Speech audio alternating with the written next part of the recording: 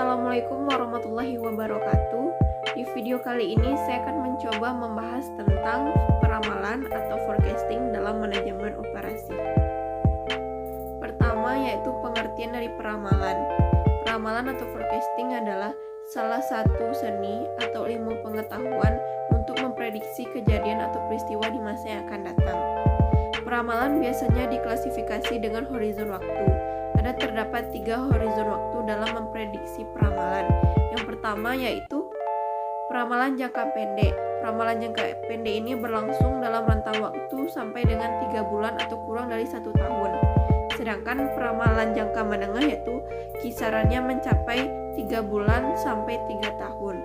Sedangkan yang terakhir yaitu peramalan kisaran panjang, yaitu peramalan mencapai lebih dari 3 tahun. Selanjutnya, peramalan jangka menengah dan jangka panjang ditentukan oleh peramalan jangka pendek seperti 3 fitur berikut ini. Yang pertama, peramalan jangka menengah dan jangka panjang yang berhubungan dengan permasalahan yang komprehensif, yang itu yang mendukung keputusan-keputusan manajemen mengenai permasalahan produk, pabrik, dan proses. Yang kedua yaitu peramalan dalam jangka pendek biasanya menjalankan metodologi yang berbeda daripada peramalan jangka panjang. Dan yang ketiga, peramalan jangka pendek biasanya lebih akurat daripada peramalan jangka panjang. Terdapat 3 tipe peramalan. Organisasi menggunakan 3 tipe peramalan utama dalam merencanakan operasional pada masa yang akan mendatang. Yang pertama, peramalan ekonomi. Peramalan ini menangani siklus bisnis dengan memprediksi tingkat inflasi, uang yang beredar, mulai penggunaan perumahan, dan indikator perencanaan lainnya. Yang kedua, peramalan teknologi. Berkaitan dengan tingkat perkembangan teknologi, di mana dapat menghasilkan terciptanya produk baru yang lebih menarik, yang memerlukan pabrik dan perlengkapan yang baru. Yang ketiga, peramalan permintaan adalah proyeksi atas permintaan untuk produk atau jasa dari perusahaan. Mari kita lihat 3 dampak dari peramalan permintaan produk. Yang pertama yaitu manajemen rantai pasokan, yang mana hubungan yang baik antara pemasok dan menjamin keunggulan dalam inovasi produk, biaya, dan kecepatan pangsa pasar bergantung pada peramalan yang akurat. Yang kedua, sumber daya manusia, yang mana dari proses perekrutan, pelatihan, dan penempatan para pekerja, semuanya bergantung pada permintaan yang diantisipasi. Yang terakhir yaitu kapasitas. Ketika kapasitas tidak memadai, menghasilkan kekurangan yang dapat mengarahkan pada kehilangan para konsumen dan pangsa pasar itu sendiri. Dan juga terdapat 7 langkah dalam sistem peramalan. Yang pertama, menentukan penggunaan dari peramalan itu sendiri. Yang kedua, memilih barang yang akan diramalkan. Yang ketiga, menentukan horizon waktu. Yang keempat, memilih modal peramalan. Yang kelima, mengumpulkan data yang diperlukan untuk peramalan. Yang keenam, membuat peramalan. Dan yang terakhir, memvalidasi dan mengimplementasikan hasil dari peramalan itu sendiri. Terdapat 2 pendekatan peramalan.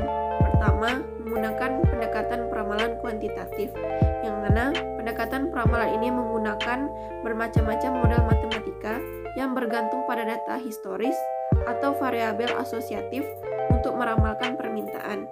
Dan yang kedua adalah peramalan menggunakan kualitatif, yaitu peramalan yang menggabungkan faktor-faktor, misalnya institusi, dari si pengambil keputusan, emosi, pengambilan pribadi, dan sistem dalam pencapaian peramalan.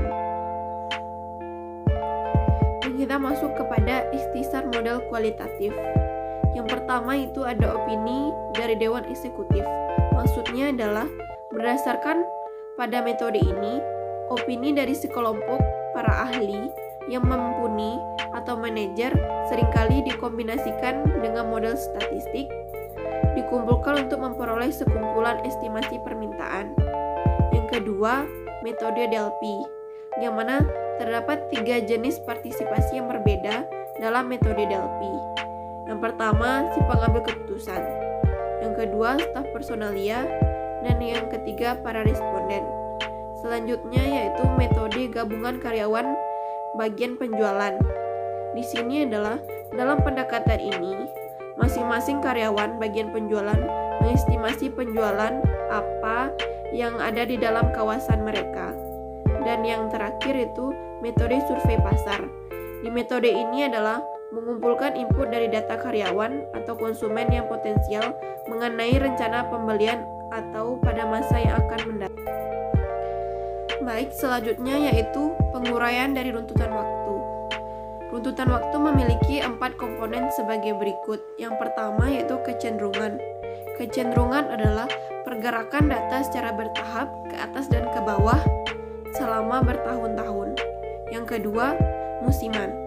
Adalah pola data yang mengulang dengan sendirinya setelah satu periode menurut hari, minggu, bulan, ataupun tahun yang akurat. Yang ketiga yaitu siklus. Siklus adalah pola dalam data yang terjadi setiap beberapa tahun. Dan yang keempat, variasi. Variasi secara acak adalah atau blip di dalam data ini disebabkan oleh adanya peluang atau situasi yang tidak seperti biasanya. Di dalam peramalan juga terdapat pendekatan awam. Pendekatan awam ini adalah model peramalan yang paling efektif dalam biaya dan tujuan yang efisien. Mari kita masuk ke pergerakan rata-rata. Pergerakan rata-rata atau moving average adalah menggunakan sejumlah nilai dalam data aktual, historis untuk menghasilkan peramalan. Pergerakan rata-rata sendiri mempunyai rumus yaitu sigma permintaan dalam periode N sebelumnya dibagi dengan N, yang mana N adalah jumlah periode dalam pergerakan rata-rata. Selanjutnya yaitu pergerakan rata-rata bobot. Pergerakan rata-rata bobot ini juga memiliki rumus yaitu sigma bobot untuk periode N dan permintaan dalam periode N dibagi dengan jumlah N.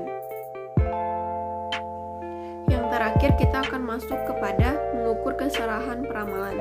Yang pertama yaitu menggunakan metode deviasi rata-rata yang absolut, di mana ukuran pertama atas keseluruhan dalam kesalahan peramalan untuk model adalah deviasi rata-rata yang absolut atau MAD yang memiliki rumus MAD sama dengan sigma aktual dikurang peramalan per N. N adalah jumlah periode yang dihitung. Yang kedua adalah menggunakan metode kesalahan rata-rata yang dikuadratkan atau MSE. MSE sendiri adalah cara kedua untuk mengukur kesalahan dalam peramalan. MSE juga memiliki rumus adalah MSE sama dengan sigma kesalahan peramalan kuadrat dibagi dengan N.